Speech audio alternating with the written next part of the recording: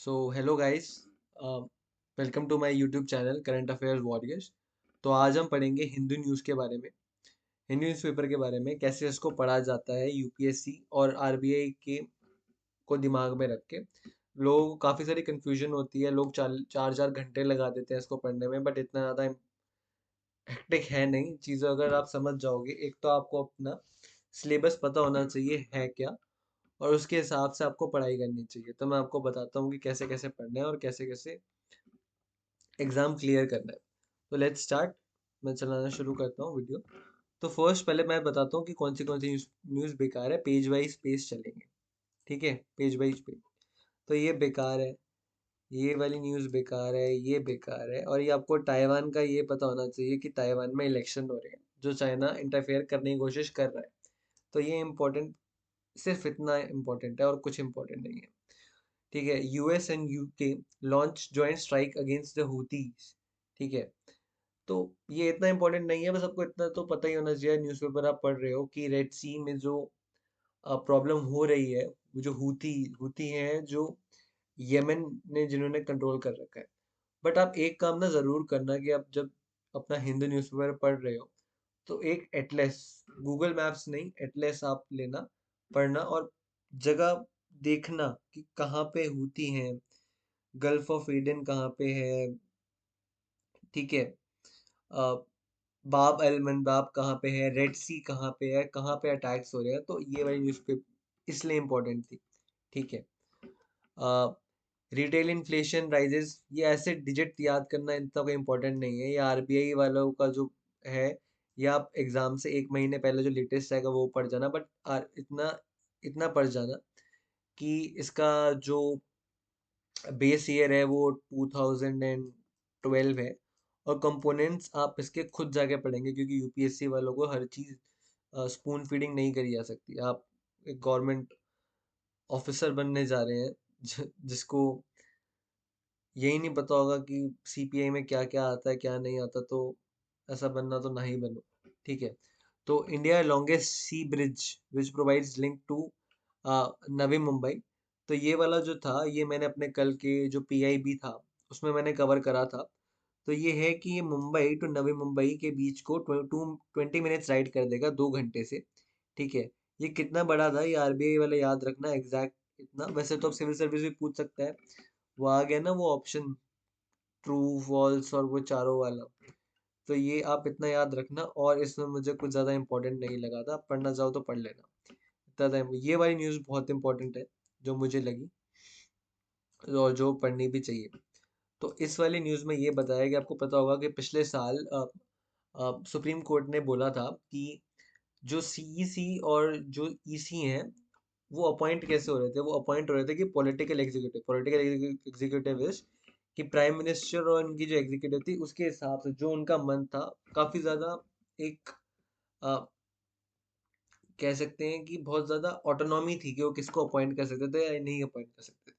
तो supreme court ने ये बोला था कि आप ऐसे नहीं कर सकते, आप एक सिलेक्शन कमेटी बनाए, जिसमें चीफ जस्टिस होंगे, प्राइम मिनिस्टर होंगे, और लोकसभा का जो लीडर ऑफ अपोजिशन होगा। और अगर वो नहीं है, तो जो लार्जेस्ट पार्टी है उसका अपोजिशन वाला जो होगा, जो 10% होता है लीडर ऑफ अपोजिशन, वो होगा। बट अब जो ये वाला एक्ट है, the CEC and other election commission appointment condition service in terms of office act, जो है इसने जो जिसने केस डाला है, वो कह रहा है कि इसको डाइल्यूट करा है, कि चीफ जस्टिस को हटा दिया उसने उस सिलेक्शन कमेटी से, और एक यूनियन कैबिनेट मिनिस्टर को बता दिया। तो सुप्रीम कोर्ट ने अभी तो स्टे लगाने से मना कर दिया कि हम शेड्यूल पे स्टे नहीं लगा सकते, बट सेंटर को डेट दे दी है कि आपको, आई गेस 4 वीक्स था या कुछ था, वो आप चेक कर लेना। ये वाली न्यूज़ इंपॉर्टेंट है, ये पढ़ लेना कि आप चेक कर लो। तो ये क्रक्स है इस वाली न्यूज़ का। तो देखिए, 4 मिनट में हमने फर्स्ट पेज पढ़ भी लिया है। तो इतना ज़्यादा इंपॉर्टेंट तो न्यूज़पेपर है, बट कितनी फास्ट पढ़ना है, 40 मिनट के अंदर पढ़ना है, 4 घंटे से। ये वाले ट्रिक्स ये हैं। ये टीएन मिनिस्टर वाइफ, ये तो देख के पता चल जाता है ये फालतू की न्यूज़ है, ये फालतू की न्यूज़ है, ये शीट शेयरिंग की। अभी इलेक्शन आएगा तो शीट शेयरिंग होती रहेगी, होती रहेगी, होती रहेगी। अब ठीक है, ये वाला जो फार्मर वाला था, मोबिलाइज कर रहे हैं, तो 2020 में भी आए थे, अब ये फिर आएंगे क्योंकि इनको एमएसपी गारंटी में चाहिए एंड अलग अलग हैं, तो ये जब आएंगे तब देखते हैं, अभी इतना मुझे इम्पोर्टेंट नहीं लग रहा। ठीक है। यूपीएससी वालों को SC/SC एक्ट के बारे में पता होना चाहिए, आप सर्च करिए SC/SC एक्ट, गूगल पे करिए, इसको पता होना चाहिए क्या सज़ा है, क्या सज़ा नहीं है, क्या सज़ा नहीं है, और कुछ इतना इम्पोर्टेंट मुझे लगा नहीं है न्यूज़। इलीगल माइनिंग ये भी नहीं थी। मदरसा टीचर वाला ये भी मुझे इम्पोर्टेंट नहीं लगा यूपीएससी के हिसाब से। अब ये वाली जो न्यूज़ है, ये देखने में तो ऐसी लगेंगी कि ये बेकार न्यूज़ है, बट इसमें दो चीज़ें इंपॉर्टेंट है, इंटरिम प्रोटेक्शन और हाउस अरेस्ट। इन चीज़ों के बारे में पढ़ने के लिए मैंने स्लाइड बनाई है, वो वहां से पढ़ लेंगे। तो टाइप्स ऑफ बेल। ठीक है। इंडिया में 3 तरीके की बेल होती है। अब लॉयर्स जो हैं वो कुछ और एक्स्ट्रा बोल देंगे, बट जो हमें यूपीएससी के लिए पता होना चाहिए वो ये है। रेगुलर बेल होती है, it is direction given by the court or any other court within the country to release a person who is under the arrest and kept in police custody. For such bail, a person can file an application under section 437 and 439 of CRPC. ये याद रखना इन तीनों में क्या difference है। Interim bell क्या होती है? Bell granted for temporary and short period by court till the application seeking the anticipatory bail or the regular bail is pending before a court. Anticipatory bail or a pre-arrest bail, it is a legal provision that allows an accused to apply for the bail before being arrested. In India, pre-arrest bail is granted under section 438 of the code of CRPC 1973. It is issued only by the session courts and high courts. तो अब ये तो जो CRPC है, ये तो अब वो आ रहा है न्याय करके, जो बिल अभी हो रहा है पास, अभी आया नहीं, वो 3 स्टेज में अभी अप्लाई हो जाएगा, बट अभी के लिए आप इतना याद रखना कि रेगुलर बेल तो है कि ऑलरेडी अरेस्ट में हो और उस पुलिस कस्टडी में हो और and captain police custody, for such bail a person 437 and 439 CrPC से जाएगा। ठीक है। इंटरिम बेल, इंटरिम बेल है, टेम्पररी शॉर्ट पीरियड के लिए होती है टिल एंटीसिपेटरी बेल आपको मिल ना जाए। और एंटीसिपेटरी बेल आपको बता दिया 438 के अंदर मिलती थी और कोड ऑफ क्रिमिनल प्रोसीजर 1973। अब तो नए अधिनियम आ गए हैं, उस हिसाब से होगी बेल। दूसरा हमने पढ़ा था किस चीज़ के बारे में? हाउस अरेस्ट के बारे में। तो हाउस अरेस्ट क्या होता है? House arrest also known as the home confinement or home detention is the act of confining a person to a specified premises that are not a regular jail. ठीक है। तो ये हाउस अरेस्ट करते हैं, जैसे आपने देखा होगा कश्मीर में काफी सारे जो सीएम थे, महबूबा मुफ्ती वगैरह, जितना मुझे एग्जांपल जितने पता है, उनको वैसे रखा जाता है। ठीक है। उनको डेंजरस नहीं माना जाता। देखो यहाँ पे कंडीशंस भी दी गई, house arrest is seen as alternative to confinement in jail during trial or after sentencing which can be used in case of certain categories of prison with specific medical or other needs or those who are not deemed dangerous. ठीक है, ये conditions हैं उसकी, और variable trekking devices वगैरह लगाए जाते हैं। तो ये आप बार बार पढ़ते रहना, रिपीट कर करके काफ़ी ज़्यादा हेल्प होगी और पता होना चाहिए, क्योंकि यूपीएससी डायरेक्ट क्वेश्चन इन चीज़ों से पूछ लेता है। वापस हिंदी न्यूज़पेपर पे जाते हैं अब। ठीक है। तो ये वाला सेकंड पेज भी कंप्लीट हमारा हो गया। थर्ड, राम जी तो इम्पोर्टेंट है ही हमारे, तो ये न्यूज़ तो इम्पोर्टेंट है ही, बट इसमें यही बताया कि पीएम मोदी जी जो है वो 11 days ritual before opening of the Ram temple शुरू कर रहे हैं। और और इतना ज़्यादा न्यूज़ में है नहीं, बट न्यूज़ इम्पोर्टेंट है। ठीक है। ये बेकार है। ठीक है। डू यू नीड, ये वाला भी बकवास है। ये पॉलिटिक्स की बातें और ये चाय वाली बातें ये मत पढ़ना, फेल हो जाओगे और बहुत बुरा लगता है जब नहीं होते फेल। ठीक है। ये भी इम्पोर्टेंट नहीं है। ये भी इम्पोर्टेंट नहीं है, ये भी पॉलिटिक्स है, अडवाणी जी की पॉलिटिक्स है। मतलब Lord Ram has chosen Modi ji, तो ठीक है। अलग अलग पॉलिटिक्स पॉलिटिक्स की ज़्यादा बात नहीं करते यूपीएससी वाले, और ना ही गवर्नमेंट वालों को करनी चाहिए, अपना काम बनता, गवर्नमेंट जॉब लो, जो चेंज करना है फिर करो। ठीक है। ये इम्पोर्टेंट नहीं। ये निकारगुआ, ये देखो, जैसे ये जो कंट्रीज आती है ना, ये आप, मैं अभी फिर बोल रहा हूँ, अपना एक एटलस खोल के रखा करो और पढ़ लिया करो ये वापस की चीज़ें। ये वाली न्यूज़ भी इम्पोर्टेंट है। ये फरवरी में हो रहा है ग्लोबल पल्स कन्वेंशन। ये भाई बैंकिंग वाले और ये वाले रट्टा मार लो। नेफेड कर रहा है और ये ग्लोबल पल्स कन्फेडरेशन कर रहा है, ये होगा इंडिया के अंदर ही। ठीक है, ये बेकार है न्यूज़, ये बेकार है न्यूज़। ये सऊदी अरेबिया और ये डिफेंस टाई वाला जो है, ये आप इंटरनेशनल रिलेशन में डाल सकते हो, आएगा। बट ये उसमें नहीं आएगा, प्रीलिम्स में नहीं आने वाला। तो आप ये डाल सकते हो ये कैसे कैसे रिलेशन है, और वैसे भी रिलेशन चेंज होते रहते हैं, तो इतनी ज़्यादा दिक्कत की बात नहीं है। मोदी जी सॉरी, ये वाली स्टेटमेंट आपकी इंपॉर्टेंट नहीं है। और ये जो है ये युवा निधि वाली जो स्कीम है, तो ये वाला जो है, ये आप ये याद रख सकते हो, ये यूनिवर्सल बेसिक इनकम जो है ना, ये काफ़ी ज़्यादा इम्पोर्टेंट रही है। तो आप ये वाला जो लाइन में हाईलाइट कर रहा हूँ, और ये वाला आप ये एग्जांपल यूज़ कर सकते हो कि कौन सी स्टेट जैसे कर्नाटका दे रही है यूनिवर्सल इनकम, तो ये इस उसमें आप ये यूज़ कर सकते हो। अब ये Gujarat trade summit clock investment worth, ये वाला भाई उसके लिए है, आरबीआई ग्रेड बी वाले पढ़ लो, 26,000, 26 लाख करोड़ वाला पढ़ लो ये वाला, और ये यूपीएससी के लिए बिल्कुल इम्पोर्टेंट नहीं है। अब जो ये वाली न्यूज़ है ना, ये आपको खुद पढ़नी है। इसमें बता रखा है कि फेडरलिज्म से रिलेटेड है, फेडरलिज्म, फाइनेंस और डिस्ट्रीब्यूशन ऑफ फाइनेंस। तो ये वाली न्यूज़ काफ़ी ज़्यादा इंपॉर्टेंट हो जाती है आपके लिए, ये वाली न्यूज़ पढ़ लेना, ये इंपॉर्टेंट है। खुद चीज़ें खुद पढ़ लो, कोई स्पून फीडिंग नहीं करेगा। मैं पढ़ा सकता हूँ, बट कोई फ़ायदा नहीं है, आपको खुद कुछ समझ ही नहीं आएगा फिर। हर चीज़ आपको नहीं मिल सकती और राइटिंग प्रैक्टिस भी आपकी नहीं हो पाएगी।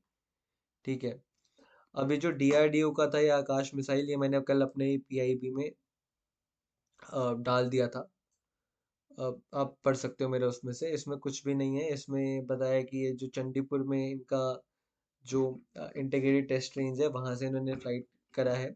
इसमें के यू बैंड है, के यू के एल बैंड, ये आप खुद पढ़ सकते हैं, वैसे मैं अभी पढ़ा दूंगा बाद में जब टाइम आएगा। ये पढ़ सकते हो, ये मैंने अपने पीआईबी में कवर कर रखा है, ये इसकी ज़रूरत नहीं है न्यूज़पेपर की। ये वाला जो प्लेन था जो क्रैश हो गया था बे ऑफ बंगाल में, इसके बारे में भी, ये AN-32 प्लेन था, 32 प्लेन था, इसके बारे में मैंने कल कवर कर दिया था। अब ये टीबी का जो नोटिफिकेशन आया है, ये भी आप पढ़ सकते हो। अब ये टीबी के बारे में तो पता ही होना चाहिए कि बैक्टीरिया करता है कहाँ कहाँ, लंग्स पे होता है, कहाँ होता है, इंडिया की स्ट्रैटेजी क्या है भाई, ये तो आप खुद करो, कोई नहीं बताएगा, ये बेकार है। ठीक है, ये बेकार है। अब ये वाली जो चीज़ है ना, मोटर व्हीकल एक्ट्स में अभी हमें क्या मिलता है, अगर डेथ हो जाती है तो 2 लाख रुपए मिलता है हर जाना, और इंजरी हो जाती है हिट एंड रन में तो 50,000 रुपये मिलता है। तो सुप्रीम कोर्ट कह रहा है कि सेंटर को कि ये बढ़ाओ, ये न्यूज़ इम्पोर्टेंट है और ये चीज़ आपको पढ़नी ही पढ़नी है। अब जो ये वाला था एमटीटी वाला, ये आपको याद रखना है, रट्टा मारनी है ये चीज़ें। कहाँ पे है ये वाला, 30 मीटर टेलीस्कोप प्रोजेक्ट है, इंडिया इसका पार्ट है। ये कहाँ पे है, ये है मोना किया में है, इनएक्टिव वोल्केनो है, हवाई में है, बट वहाँ के लोग अब प्रोटेस्ट कर रहे हैं कि इतने ज़्यादा वो आपने कर दिए हैं, इन्वायरमेंटल पोल्यूशन हो रहा है, ये सारी चीज़ें। कंट्रीज कौन सी है, यूएसए, जापान, चाइना, कनाडा और India. India 2000 million, 200 million dollars दे रहा है और प्रोवाइड करेगा, हार्डवेयर प्रोवाइड करेगा। और इंडिया ने ज्वाइन कब करा था, 2014 में। इसका सिर्फ इतना याद रखना, ठीक है, सिर्फ इतना रट्टा मार लो, हो जाएगा जब एग्जाम में आएगा। ठीक है, अब यहाँ पे जो ये है, एक डिक्शनरी ले लेना भाई। अब देखो, ये आपको खुद कुछ चीज़ें तो खुद पढ़नी है, मैं बता दूंगा आपको कौन सा नहीं पढ़ना है। ये नहीं पढ़ना बिल्कुल भी, ये नहीं पढ़ना, ये बहुत इंपॉर्टेंट है, ये पढ़ लेना। पुलिस इन सिस्टम के बारे में है, ये पढ़ लेना। ये वाला मुझे इतना इम्पोर्टेंट नहीं लगा, बट अगर आप मंदिर के बारे में या सेक्युलरिज्म के बारे में पढ़ना चाहोगे, थोड़ा बहुत नॉलेज लेना चाहोगे हिस्ट्री के बारे में, क्या हुआ था क्या नहीं हुआ था, तो आप पढ़ सकते हो। ये वाला तो पढ़ लेना, ये वाला बहुत इंपॉर्टेंट है, ये पढ़ लेना। देखो, आपको मैं ये पढ़ा इसलिए नहीं पढ़ा रहा हूँ क्योंकि इतना तो पढ़ना खुद आना चाहिए। नहीं आ रहा समझ, 10 बारी पढ़ो, 20 बारी पढ़ो, पहले आपको टाइम लगेगा, 1 घंटा लग जाएगा, 2 घंटे लग जाएगा, बट धीरे धीरे टाइम कम होता जाएगा, बट आपकी इंग्लिश इम्प्रूव हो जाएगी। नहीं तो अगर कोई स्पून फीडिंग करता रहेगा ना आपकी, आप बिटवीन द लाइंस नहीं पढ़ पाओगे, आपका सी सेट भी फेल हो जाएगा, और ना आप आंसर राइटिंग कर पाओगे। तो ये वाला पढ़ लेना, ये इतना इम्पोर्टेंट नहीं है, बट स्टिल अपनी रीडिंग कॉम्प्रिहेंशन के लिए आप ये वाला पढ़ सकते हो। ठीक है, ये नहीं पढ़ना। जो ये वाला था, ये डिस्प्लेसमेंट और जो इन्वायरमेंट, देखो क्वेश्चन यहाँ पे ये बन सकता है, डिस्प्लेसमेंट वर्सेस डेवलपमेंट वाले जो क्वेश्चंस है वो यहाँ बन सकते हैं। पढ़ना चाहो पढ़ लो, नहीं पढ़ना मत पढ़ो, इतना इंपॉर्टेंट है नहीं, ये मत पढ़ना, फालतू की चीज़ है। अभी आपको पता है कॉक फाइटिंग जो है ये प्रिवेंशन ऑफ क्रूरैलिटी एक्ट के अंदर बंद है। तो अब यहाँ पे क्वेश्चन ये आ सकता है कि कल्चर वर्सेस लॉ। ठीक है, पढ़ना चाहो पढ़ लो, इसमें एग्जाम्पल दे रखे होंगे क्या कल्चर है, कैसे उनका लाइवलीहुड चलता है, किस किस चीज़ से, और क्या लॉ सही है, क्या हमें कल्चर छेड़ना चाहिए। ये वाले क्वेश्चन खुद आप अपने आप से पूछो, खुद इसमें देखो और पढ़ो। ठीक है, अब ये वाला जो होता है ना वर्ल्ड सेक्शन, इसमें आप हमेशा अपने साथ एक वो रखिए, डायरी, सॉरी एटलस होनी चाहिए, गूगल मैप से नहीं, एटलस से आप पढ़ो। जहाँ जहाँ पे कोई भी कांड हो रहा है, जैसे 33 सिविलियन उड़ा दिए, चाहे श्रीलंका ही हो, श्रीलंका ही आपके पास में हो, आपको बोला कि श्रीलंका तो मुझे पता है, बट आप देखो उसमें गल्फ ऑफ मन्नार कहाँ से कौन सा सी रूट निकलता है, कहाँ से क्या हो रहा है, आप वो चीज़ें देखो। ब्रिटेन के बारे में पढ़ो, चाइना के बारे में पढ़ो, हर चीज़ के बारे में पढ़ो। अब ये यूएस और यूके हूथी वाला हम ऑलरेडी पढ़ चुके थे। ठीक है, ये वाला हट गया। न्यूज़ सैंक्शन हो गई, ये हटाओ, ये हटाओ। म्यांमार हुंटा, ये ताइवान में इलेक्शंस हो रहे हैं। ठीक है, चाइना, चाइना के बारे में तो क्या बोले, ना ही बोला तो अच्छा है, हमारा ही चैनल कहीं उड़ जाए, छोड़ो। बट ये बहुत हेरा फेरी कर रहे हैं इनके इलेक्शन में, बहुत नैरेटिव कर रहे हैं, एआई यूज कर रहे हैं। ठीक है, यहाँ पे आप यूज कर बता सकते हो कि एआई यूज कर रहे हैं, मिस इन्फॉर्मेशन कर रहे हैं, टिकटॉक फ्लड हो गए हैं, टिकटॉक फ्लडिंग कर रहे हैं, ताकि जो इधर का ताइवान का जो फ्रंट रनर है ना इलेक्शन का, वो हार जाए। तो ये चाइना तो फिर डेंजर, डेंजर लोग हैं ये। ठीक है, तो ये Hamas is guilty of genocide, Israel tells ही। तो ये वाला जो इशू है ये क्रॉप अप हुआ है कि आपको पता है कि इसराइल और फिलिस्तीन और गाजा वगैरह में लड़ाई हो रही है।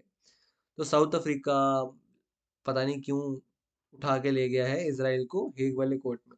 वैसे तो इसराइल इन चीज़ों को मानता नहीं है कि भाई तुम करते रहो जो तुम्हारा मन है, बट पहली बारी, रेयरली, बहुत रेयर, इन्होंने अपनी बेस्ट टीम भेजी है अपना केस लड़ने के लिए। क्योंकि अगर वो हार गए ये केस, और हेग कोर्ट का अगर अलग तरीके से एक उनके अगेंस्ट एक ऑर्डर आ गया, तो उनकी ग्लोबल जो क्रेडिबिलिटी है वो कम हो जाएगी। इसलिए इसराइल ने पहली बारी, वैसे रेयर है, जो उन्होंने भेजा है अपना बंदा। बाइडन जी को हटाओ, कुछ इम्पोर्टेंट नहीं है, ये भी हटाओ, ये भी हटाओ, ये भी हटाओ। अब जो भी है ये जो कंट्रीज है ना, ये ग्वाटेमाला हो गई, प्राय नेपाल, ये पढ़ लेना, अभी भी बता रहा हूँ, बहुत आसानी होगी पेपर क्लियर करने के लिए।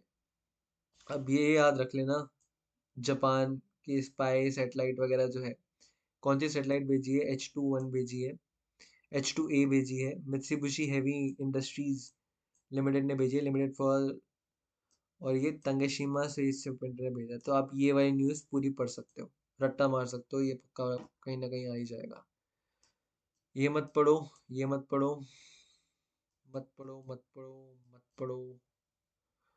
ये आप पढ़ सकते हो, आरबीआई वाला तो ये पढ़ ही लो, एमडी पात्रा जो है उनको 1 ईयर का एक्सटेंशन मिल गया है अपॉइंटमेंट कमेटी से। अपॉइंटमेंट कमेटी होती है कि जॉइंट सेक्रेटरी से ऊपर के लेवल की जितनी भी गवर्नमेंट में पोस्टिंग होती है, वो इस वाली कमेटी के थ्रू अप्रूव होती है। अब ये आपका होमवर्क है कि अपॉइंटमेंट कमेटी में कौन कौन मेंबर होता है, ये आपको पता लगाना पड़ेगा। एक एग्जांपल दे देता हूँ मैं, एक एग्जांपल है इसका, मतलब एक हिंट दे देता हूँ, पीएम तो होता ही है, और भी मिनिस्टर होते हैं। ठीक है, ये मत पढ़ना, ये मत पढ़ना, ये नहीं पढ़ना। ठीक है, अब ये यूपीएससी वाले भी पढ़ सकते हैं कि ये VARR क्यों कर रहे हैं, कितने करोड़ का, आरबीआई वाला तो रट्टा मार लो भाई, कितना कितना करे। और आप ऐसा एक काम करो, आरबीआई की वेबसाइट पे जाओ, वहाँ पे मॉनेटरी पॉलिसी की एफएक्यूज जाके पढ़ो। वहाँ पे बता रखा होगा कि रिपो रेट क्या है, रिवर्स रिपो रेट क्या है, सीआरआर क्या है, क्यों कर रहा है और इससे क्या फायदा होता है। अब जैसे कुछ बच्चों को सब वर्ड्स ही समझ नहीं आते, जैसे लिक्विडिटी लिखा हुआ है, लिक्विडिटी क्या होती है? लिक्विडिटी होती है मनी सप्लाई। अगर ज़्यादा लिक्विड हो रखा है तो मनी सप्लाई ज़्यादा है, मनी सप्लाई कम है। आपको खुद भी कुछ करना पड़ेगा, तो आप ये जाके सर्च करो, आप ईयर न्यूज़ पढ़ लो, आसान है। अब ये आपको पता होगा कि रेड सी में काफ़ी सारा जो वो है, हुती अटैक कर रहे हैं, और हमने ऊपर भी पढ़ा कि यूके यूएस का जॉइंट अटैक हुआ है वहाँ पे, मतलब कर रहे हैं वहाँ पे सैनिटाइजेशन। तो ये 82 किलोमीटर्स का है। अब पनामा कैनाल की आपको लोकेशन पता होनी चाहिए, तो उसके लिए मैंने एक फ़ोटो आपके लिए, आपकी आसानी के लिए कर रखी है। तो ये रहा आपका पनामा कैनाल। तो Panama is a country in South America. Caribbean sea ऊपर है, पैसिफिक ओशन नीचे है, और ये रहा आपका पनामा कैनाल। और ये तो ये सारी चीज़ें आपको पढ़नी है। अब आप मुझे बताएंगे नीचे कमेंट्स में कि पनामा के साथ कौन सी कंट्रीज लगती हैं, ठीक है? याद रखना, ठीक है? और फिर ये जो एसएससी वाले हैं और बैंकिंग वाले, उनके लिए स्पोर्ट्स काफ़ी ज़्यादा इम्पोर्टेंट होता है कि कौन जीता कौन नहीं जीता, बट इतना ज़्यादा इम्पोर्टेंट नहीं आया हुआ था, तो कवर करने का कोई फ़ायदा है नहीं, ठीक है? तो आई एम श्योर कि आपको ये पसंद आया होगा जो मैंने चीज़ें बताई हैं। तो ये न्यू यूट्यूब चैनल ही है। मैं सुबह हिंदू एनालिसिस डालूंगा, और शाम को या रात को पीआईबी डालूंगा, और इससे हमारी तैयारी होती रहेगी। प्लीज़ एक बारी ढंग से आप पढ़ते रहिए, मैं ऐसे कोई फालतू की चीज़ें नहीं बताऊंगा। खुद एग्ज़ाम देता हूँ, खुद भी कर रहा हूँ तैयारी, और किसी को भी कुछ गलत नहीं बताऊंगा। 22 मिनट में हमने ये पढ़ लिया है पूरा न्यूज़पेपर, जिसको पहले मुझे खुद पर्सनली 4 या 5 घंटे लगते थे। तो thank you all, good morning, आपकी दिन अच्छा जाए, एंड बाय ऑल। और अगर आपको अच्छा लगा तो सब्सक्राइब करें और लाइक करें। Thank you.